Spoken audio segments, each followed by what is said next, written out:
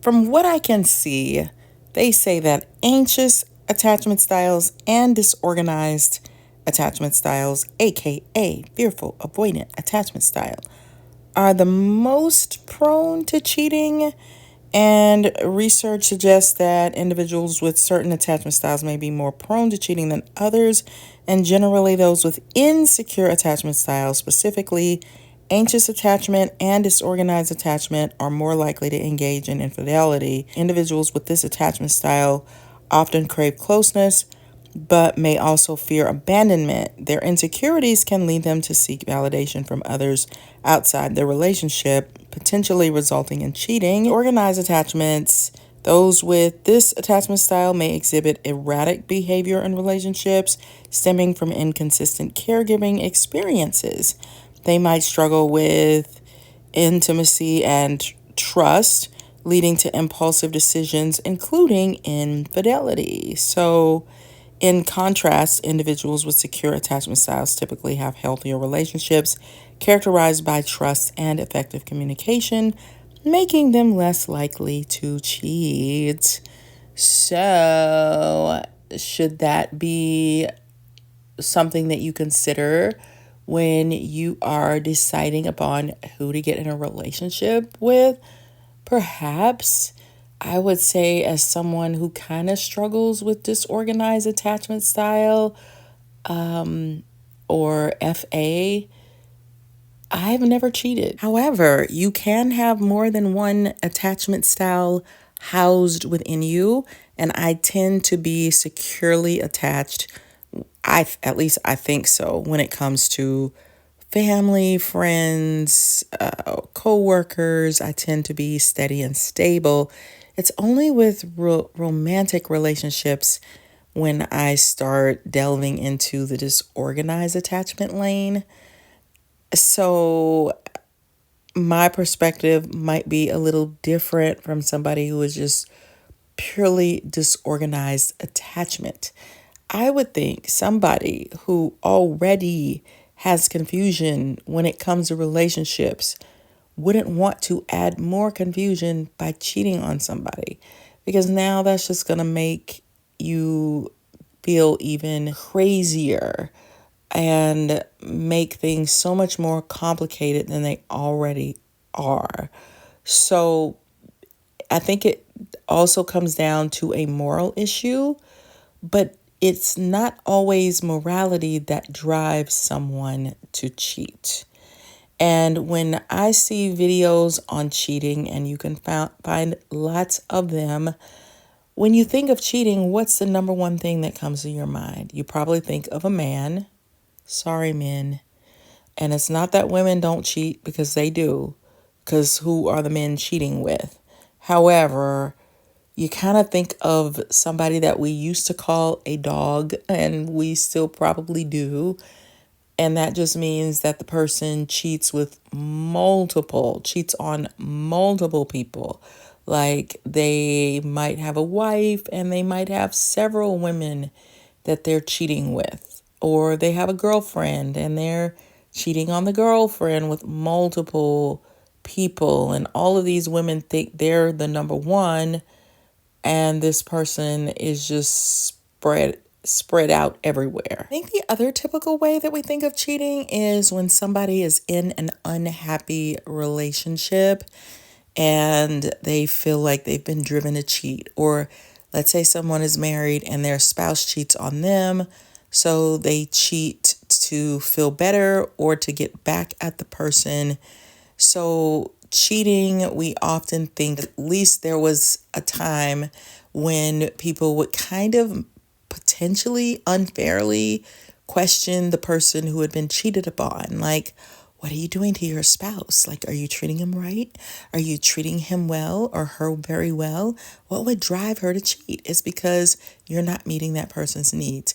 And sometimes that is the truth, especially when you look at, like, for example, avoidant attachment style. That person is going to feel severely neglected by their mate and unfulfilled. And so they may act out with cheating to try to feel better. So those are the typical, I think, cheating scenarios. Can you think of any more? There's one cheating scenario that I think could be the most damage. And that cheating is when two people just fall for each other. Like they just fall head over heels. They're not trying to. They are, let's say they are people of high morals, that's not something that they're seeking. They're not just like, oh, I'm a Mac daddy and I just cheat for sport. Has nothing to do with that. They just find themselves meeting someone and they just connect like they're soulmates or something. I have not seen very much on that, and yet I can think of people in the public eye who have gone through that. Now, I don't know how moral they are, but publicly, Alicia Keys and her husband, they went through a whole big thing because he was married to somebody and they had an affair and now they're married. I think they felt head over heels for each other. What about Leanne Rimes? That was a whole big thing. She was messing with a married man and he divorced his wife and married her. And I think they feel like they are super soulmates. Then there is a famous pastor's daughter, who I won't say, who supposedly met her husband while he was married. And she says that she was really feeling herself at the time and that she just thought she was all that. So I don't know how much conscientiousness went into that. It was, I want you and I'm getting you. Some people have no morals when it comes to that. Some people may feel like, I think these days a lot of people feel like it's much easier for a man to find a spouse than it is for a woman to find a spouse. That they have better options, that men have better options than women do. And hey, that's up for debate and discussion. So there are some heinous women out there who believe that I don't have a man, I don't care, I'm going to share your man, I'm going to take your man, I don't care how it impacts you because I just want to be with somebody good also. I've heard women say that, and that just happens to be your boyfriend or your spouse, and they lack a conscience. But then there are people who do have a high degree of consciousness. And that's why I say this one could be the most complex of all because the two people aren't typical cheaters. They're not seeking it out. They are in happy relationships that are going well with somebody that they really love and care about. They have a happy family life. And then the next thing you know, they find themselves falling in love with someone. And it's not on purpose. It's not something that they can control or do anything about. And that makes it really hard.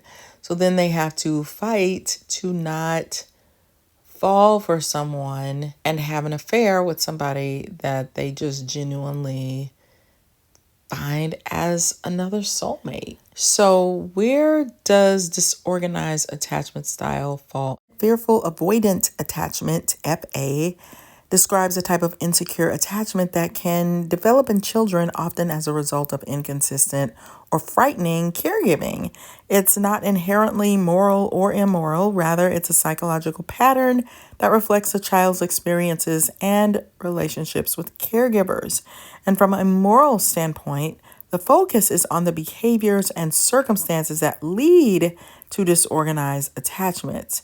So, for instance, caregivers who are neglectful, abusive, or highly inconsistent may contribute to this attachment style, which can have long-lasting effects on the child's emotional and social development.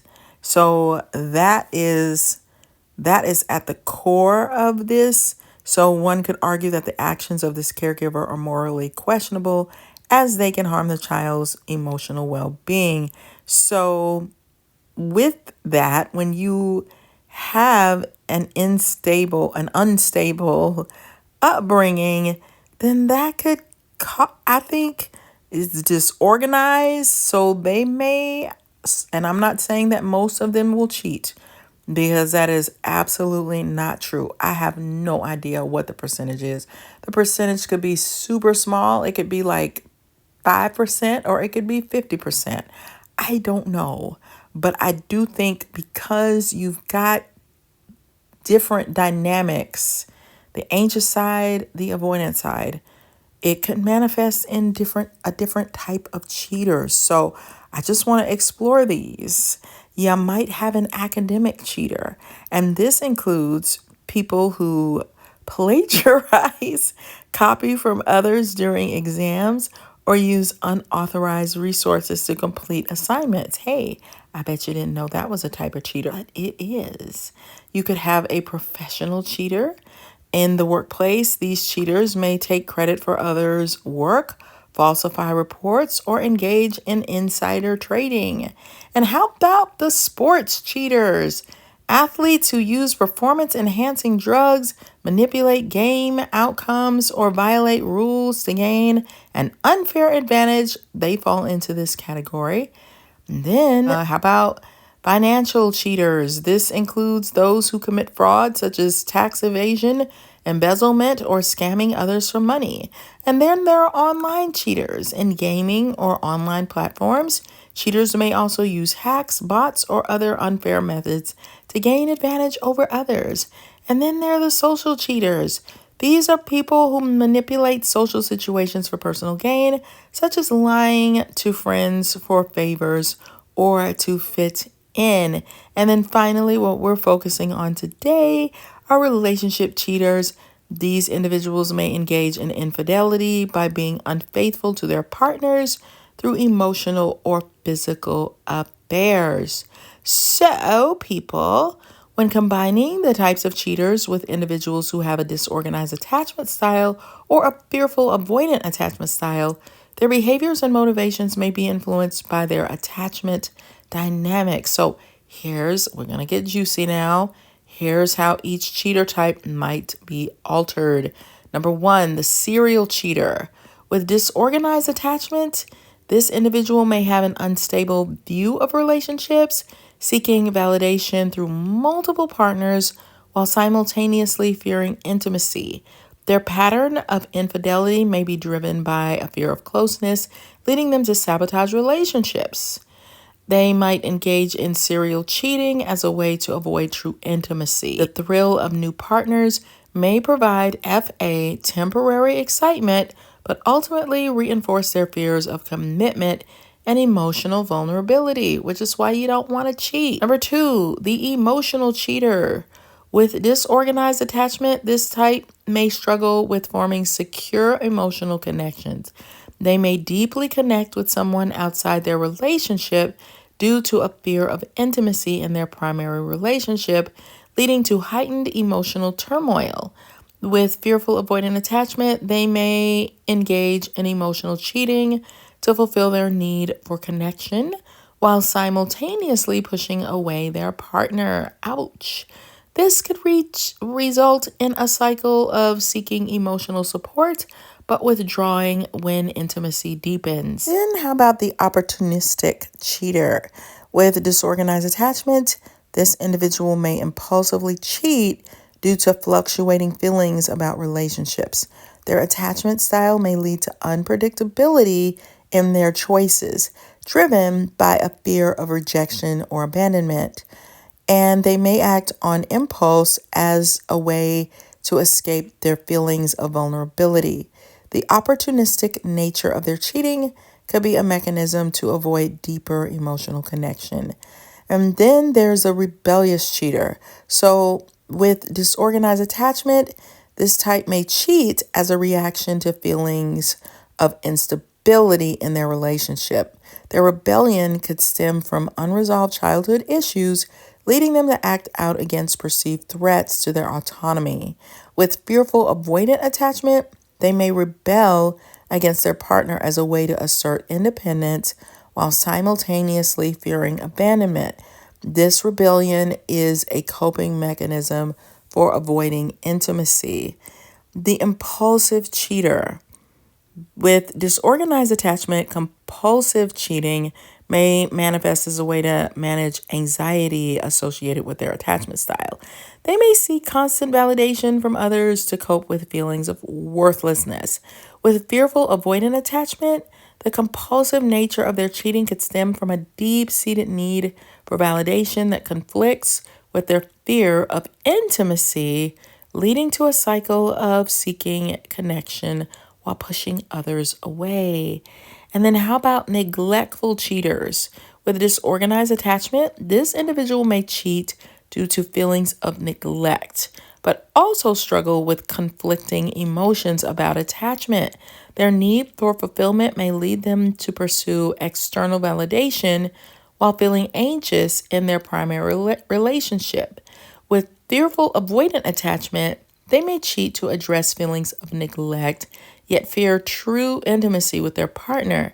Their actions may be driven by a combination of seeking connection and avoiding vulnerability.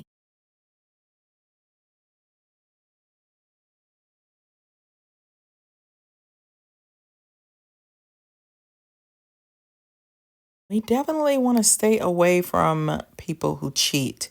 There's also the revenge cheater. With disorganized attachment, this type may cheat as a form of retaliation, reflecting their inner chaos and inability to manage emotions healthily. Their reactions could be impulsive and emotionally charged. With fearful avoidant attachment, they may cheat to reclaim a sense of power when feeling threatened, but this action can further complicate their fear of intimacy and commitment. And then there's the situational cheater. If they are disorganized or fearful avoidant, in moments of temptation, they may act impulsively without considering the consequences, reflecting their struggle with managing emotions and relationships. They may cheat in situations where they feel emotionally overwhelmed, using the encounter as an escape from their fears of intimacy.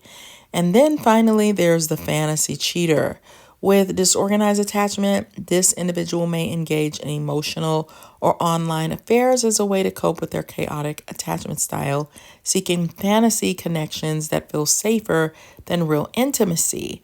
They might indulge in fantasies about other partners to fulfill their emotional needs while avoiding real life commitments, reflecting their inner conflict between wanting connection and fearing it. I'm not telling you these things to confuse you or upset you or freak you out in any way. I'm just exploring all the possibilities.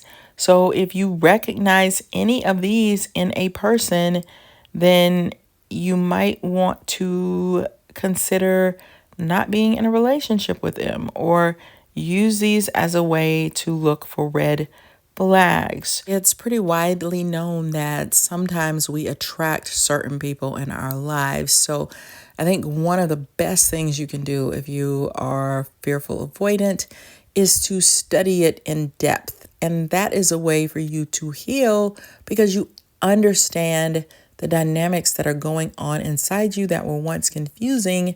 Now you can put words to it with these, intricate studies. You could watch my videos. And if you are attracting a disorganized person who's a cheater, then you also want to work on yourself, figure out your attachment style, and really try to work through and heal. Focus on people who are positive, healthy. I was telling somebody this the other day who always ends up in workplace scenarios with very unhealthy people. And I told her, start focusing on the healthy people in your workplace so that you can start attracting that. And I think it's important in this scenario also. So do your work, do your healing. That is extremely important. And if someone is cheating on you, then you're going to have to work to find the strength to leave because it's hard to pull away from somebody who's cheating on you because your defenses have been weakened. I know all of this is frustrating, but it's something that we have to talk about, right? So if you are dealing with a cheater, check out my book, Flip the Script on Love. because I offer healing and help and love in that book and romance. And I think it can help you to get your relationship on track. You also might be dealing with a narcissist. So check out my book, The Workplace Narcissist, which is about a workaholic version of a narcissist who doesn't treat people very well. So you may want to check that out. And thanks for going on this journey with me. It's a new one. So if you disagree with something that I said, put it in the comments because I don't know everything about this attachment style. I'm just learning and sharing with you as I go. So I'll see you guys on the next video. Thanks for hanging with me. Bye.